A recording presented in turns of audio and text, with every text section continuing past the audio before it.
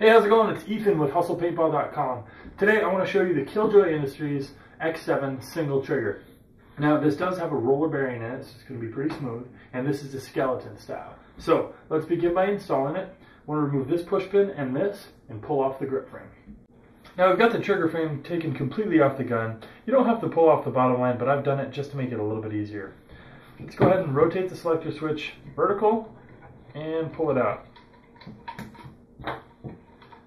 Pull out the trigger assembly, and I actually want to wiggle this top plate and separate the halves. Gentle, don't rush it, and it'll come off. We're going to pull off the trigger, just lift it up. Be careful of this spring because it could go flying.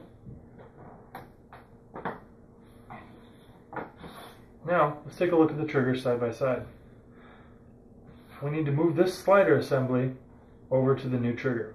So the easiest way to do that is actually use an Allen wrench to push that pin out, push it from the right side. It's generally the way I do it, and then you can move that assembly over to the other trigger. So let's begin. Now we've got the slider, got the spring, and this pin. What we want to do is put the spring back inside the slider, and as the name suggests, you want to slide it onto the new trigger. Make sure that spring gets in there.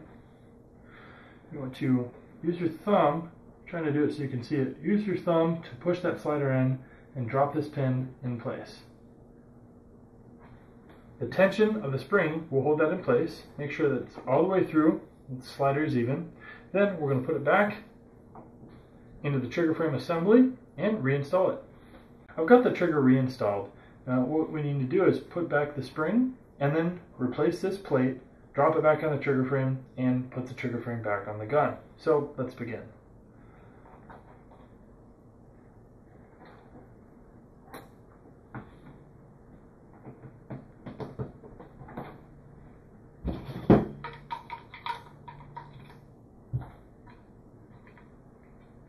Alright, we've got everything put back together, and the trigger pull is extremely smooth. This particular trigger really was just a nicer replacement over the stock trigger. Some of you guys out there just don't like a double trigger. The way it looks, the way it feels, this is perfect for you. Now, the roller bearing, like I said, it's going to make sure it's really, really smooth. All the Killjoy products are backed by a great warranty.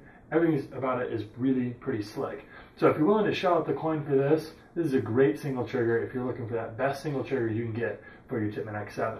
So I think we pretty much covered everything. If you have any other questions, or if you want to see us do a video on something else, just email us at videos@hustlepaintball.com. And remember, you can get this gun, this trigger, or anything you're looking for at hustlepaintball.com. Thanks again, guys. We've got plenty more videos to make, so we'll see you soon.